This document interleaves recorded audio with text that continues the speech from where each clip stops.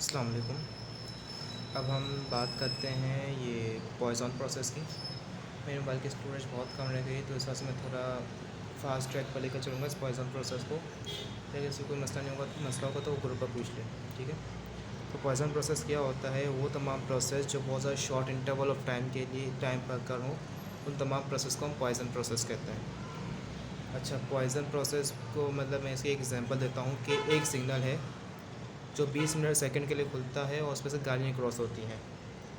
एक बंदे को हम वहाँ पर खड़ा करते हैं और सॉरी, ये डेटा हम लेते हैं कि एवरेज हम देखते हैं कि वही उसने गिना, एक बंदे जो बंदा खड़ा था उसने गिना कि पूरे दिन में 100 गाड़ियाँ इस रोड से मतलब सिग्नल से गुजरी हैं। हम अगर हमें चाहिए कि बीच का कोई इंटरवल, जैसे फॉर सपोज़ बताओ कि जब दिन का 5वां सिग्नल खुला था तो उस वक्त कितनी गाड़ियाँ यहाँ से गुजरी होंगी। तो हम उस 3 इंटरवल का मतलब जो 5 इंटरवल जो हमारा है, 5वां इंटरवल, उसको मालूम करने के लिए हम पॉइज़न प्रोसेस फार्मूला लगाते हैं। इसके कुछ पॉइंट्स जो लिखे हुए हैं वो ये लिखे हुए हैं कि हर एक जो ट्रायल है ना, हर एक ट्रायल वो दूसरे ट्रायल के ऊपर डिपेंड नहीं होगा, इंडिपेंडेंट होगा। The occurrence of events are independent, यानी इवेंट्स की अकेरेंस हमेशा इंडिपेंडेंट रहेगी, वो किसी भी टाइम या स्पेस के ऊपर डिपेंड नहीं करेगी, उससे इफेक्ट नहीं होगी। दूसरा कह रहा है कि इनकी जो वो होती है ना, अपना ट्रायल्स की लिमिट वो इनफाइनाइट होती है, सो इन्हीं 100 हो।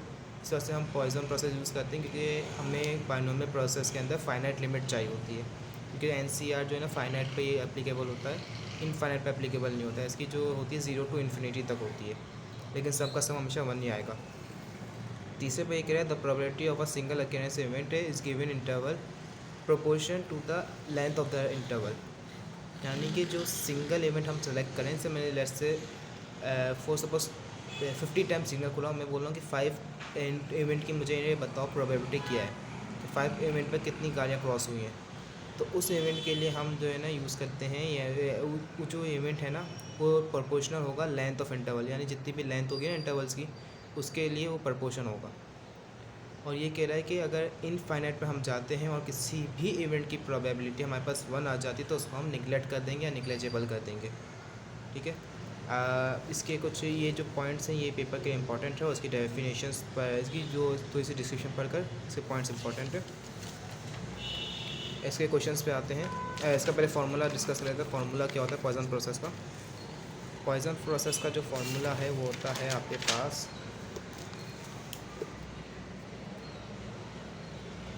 न्यूट्रिशन इसकी जो बनती है, सॉरी फंक्शन जो इसका फंक्शन की जो न्यूट्रिशन बनती है वो होती है लैम्डा और एक्स, ठीक है। बाइनोमियल की क्या थी? एक्स एंड पी, यहाँ पर है लैम्डा और एक्स, यानी कि इन ये दो चीज़ें होंगी तब ये फार्मूला एप्लीकेबल होगा, अदरवाइज ये फार्मूला एप्लीकेबल नहीं होगा। Exponent to the power minus lambda, lambda to the power X and then X factorial, ठीक है। ये लैम्डा क्या है? लैम्डा जो है किसी भी चीज़ का एवरेज है। जैसे मैंने बताया कि एवरेज इस रोड से 100 गाड़ियाँ क्रॉस हुई, एक सिग्नल से 100 गाड़ियाँ क्रॉस होती हैं, तो ये क्या है? एवरेज है। अब ज़रूरी नहीं है कि हर दफ़ा सिग्नल खुलने पर 10 से मतलब सेम अमाउंट में गाड़ियाँ गुजरें, 10 10 10 10 10 नहीं। हो सकता है कि पहले सिग्नल पे 20 गुजर गई हों, दूसरे सिग्नल पे 5 गुजरी हों, तीसरे सिग्नल पे 2 गुजरी हों, तीसरे सिग्नल खुलने पर। तो ये इसकी जो प्रोबेबिलिटी ऑफ सक्सेस है वो इंटरवल टू इंटरवल डिपेंड कर रही है, ठीक है। जबकि बाइनोमियल क्या बोलता है कि हर दफ़ा प्रोबेबिलिटी ऑफ सक्सेस हमेशा सेम ही आनी चाहिए। तो ये यहाँ पे इस वजह से हम इस क्वेश्चन का बाइनोमियल प्रोबेबिलिटी डिस्ट्रीब्यूशन वाला फार्मूला नहीं लगाते, पॉइसन प्रोसेस का अलग फार्मूला है। इसके अगर मैं क्वेश्चन देखूँ तो क्वेश्चन नंबर 1 में ये बोल रहा है, ये एक डेटा सेट है, ये भी एक मेडिकल उसका आई ट्यूमर का डेटा सेट है, एक मेडिकल रिसर्च सेंटर का। तो वो कह रहा है कि आए दिन बंदों को जो होता है वो आई ट्यूमर होता है, लेकिन जो एवरेज है ना वो 4 बंदे, ठीक है। अब ये बोला है कि अगर ये इंसिडेंट्स पॉइजन प्रोसेस फॉलो करते हैं तो 4 एवरेज जो है हमारे पास 4 ट्यूमर आते हैं पर आई, ठीक है, फॉर पेशेंट। तो using the model, using Poisson model find the probability of in that the random selected parent patient with VHL, यानी कि अगर हम रैंडम किसी भी पेशेंट को सिलेक्ट करते हैं तो उसको आई ट्यूमर होने की पॉसिबिलिटी कितनी है। तो फर्स्ट में बोला है there are exactly occurrence of tumour per I is 5। Exactly 5 की अगर हमें प्रोबेबिलिटी निकालनी है तो हम बोलते हैं P of X equal to 5, जैसे हम लिखते थे बायनोमियल में डिस्क्रीट में। और सिंपल ये फॉर्मूले के अंदर हमारे पास लैम्डा क्या है यहाँ पर 4। सिंपल फॉर्मूले में पुट करेंगे -4 4 to the power 5 and then 5 factorial. तो हमारे पास जो है आंसर आ जाएगा 0.156। मैं कैलकुलेटर में पुट करके बता देता हूँ। एक्सपोनेंट के ऊपर हमारे पास ये ई का साइन होता है,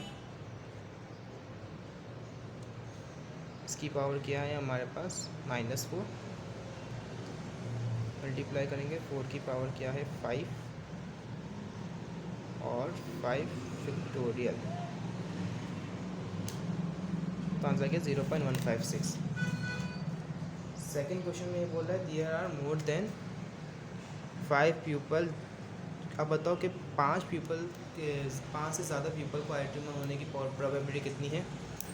तो यहाँ पर हम लिखते हैं p of x greater than 5। तो हमें पता है फॉर्मूला क्या होगा 1 minus P of x is less than and equal to 5। अब एक तरीका तो ये है कि हम 5 तक की सारी प्रोबेबिलिटी को प्लस कर दें, ठीक है। Probability of p of x equals to 0 plus p of x equals to 1 plus p of x equals to 2 plus p of x equals to 3 then p of x equals to 4 और plus p of x equals to 5।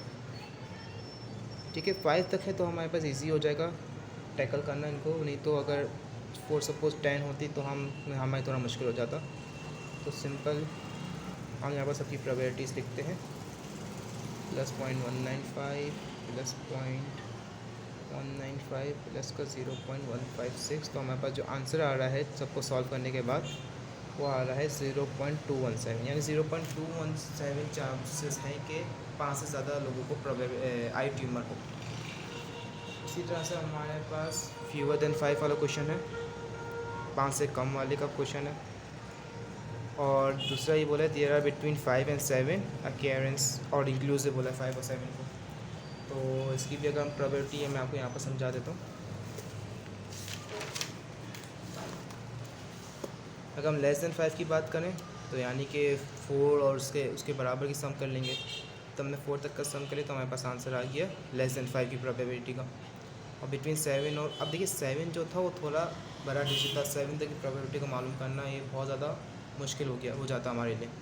तो हमने simple summation वाला formula use करा 0 7 और आगे हमने अपना formula लिख दिया। हमारे पास लैम्डा क्या था 4, लैम्डा की जगह 4 लिखा। एक्स हम इसलिए लिखते हैं, अब ये जो कैलकुलेटर है वो 1/1 करके 0 को पहले पुट करके आंसर निकालेगा, फिर 1 को पुट करके आंसर निकालेगा, फिर सो ऑन करके 7 तक पुट करके आंसर निकालेगा और सबको सम करके एक साथ हमें आंसर दे देगा।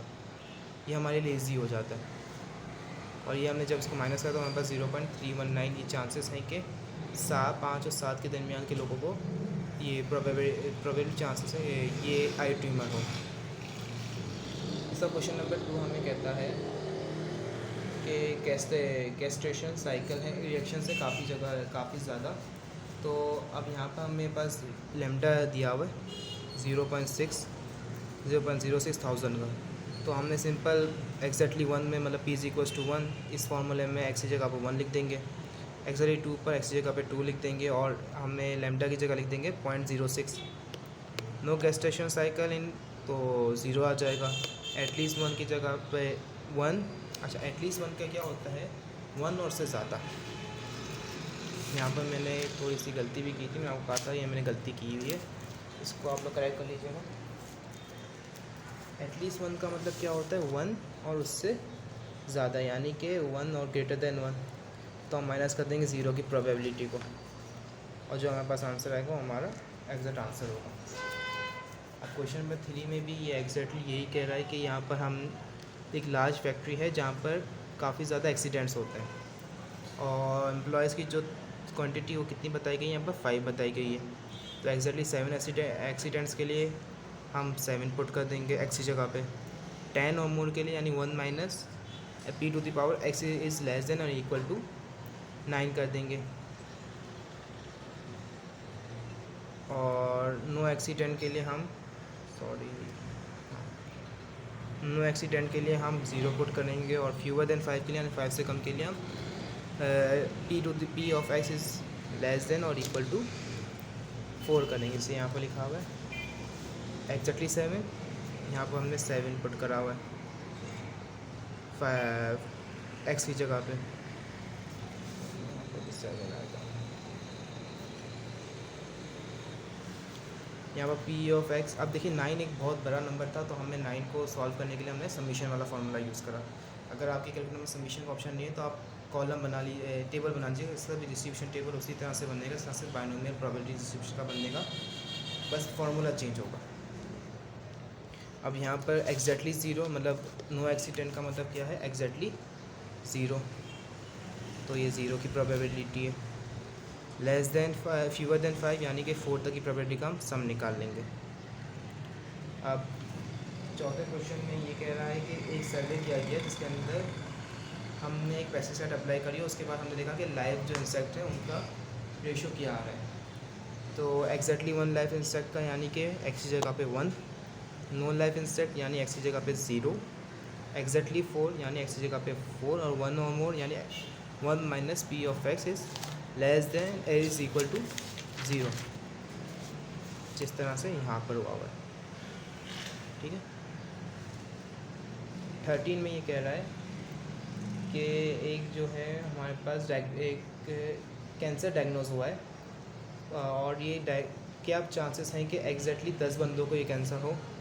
तो हमने यहाँ पर क्या कर दिया, सीधा 10 लिखा है इसी जगह पे, और हमारे पास आंसर आ गया। और जबकि एवरेज हमारे पास दिया हुआ 13। हर सवाल में आपको यहाँ पर ऑन एन एवरेज दिया होगा, I think so.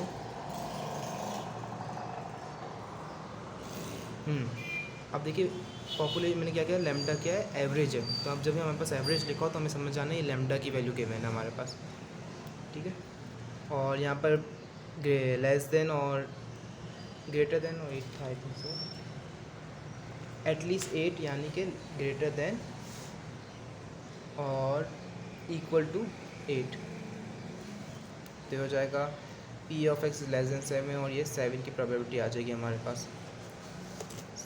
Fourth question में ये बोल रहा है कि मोर देन 12,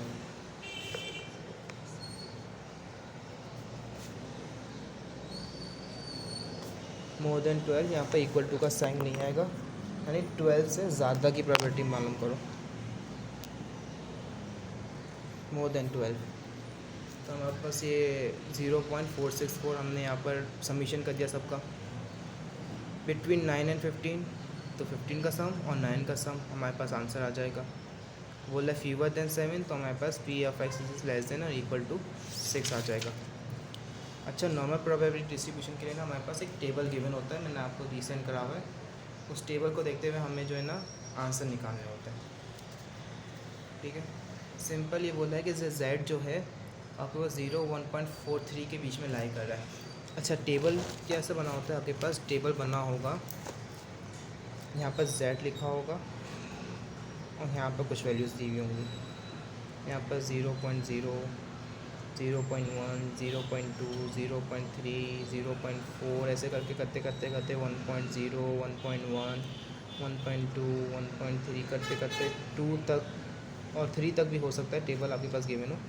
और यहाँ पर दिया होता है 0, 0.01, 0.02, 0.03, 0.04, 0.05। ठीक है। अगर आपको ना, और यहाँ पर कुछ वैल्यूज़ दी हुई होती हैं आपको, यहाँ पर हर जगह पे आपको वैल्यूज़ दी होंगी। अब जैसे कि ये यहाँ पर बोल रहा है कि 1.43 के अंदर जो वैल्यूज़ है वो आपको लिखनी है, तो 1.4 आपका यहाँ पर आएगा। ठीक है। फिर हम देखेंगे 1.4 इस टेबल पे कहाँ लाई कर रहा है, जो पहले दिया हुआ होगा वो इसको देखेंगे, और 0.03 यानी कि 1.4 और इसके बाद क्या है 3, तो 3 हम यहाँ पर देखेंगे। इन दो को क्रॉस करने के बाद यहाँ पर जो नंबर होगा वो वैल्यू यहाँ पर आएगी। उस तरह से अगर 0 है सिंपल, तो ये 0 और ये 0, यहाँ पर जो वैल्यू होगी वो यहाँ पर आ जाएगी। दोनों का सब्ट्रैक्ट करने के बाद हमारे पास सम आ गया। सारे क्वेश्चन इसी तरह से होगा, जैसे अब एक क्वेश्चन लेते हैं 0.55 का, तो 0.5 ये रहा, और 0.05 ये 0.05 ये रहा। तो यहाँ पर जो नंबर लिखा हुआ है वो हमने यहाँ पर लिखा है, ये रहा। उसको 1 से माइनस कर दिया, हमारे पास आंसर आ गया। इस तरह से टेबल एकदम ये है 0.74। तो 0.7 हमारे पास ये रहा लेट से, और ये 4 हमारे पास ये रहा। यहाँ पर जो वैल्यू लिखी होगी, सॉरी 1.4 लेट से यहाँ पर है, तो 0.03 हम यहाँ पर देखते हुए ये काम करते हैं, यहाँ पर ले लेते हैं। 0.5 ये रहा और 0.05 ये रहा। यहाँ पर जो वैल्यू लिखी होगी वही हमने यहाँ पर लिखी है, 0.7 और 0.04 हमने यहाँ पर। जैसे अब यहाँ पर जैसे लेट से लिखा हुआ है 1.43, तो ये एडिशन होता है बेसिकली 1.4 प्लस 0.03। इन दोनों को सम करेंगे तो हमारे पास आंसर ये आएगा।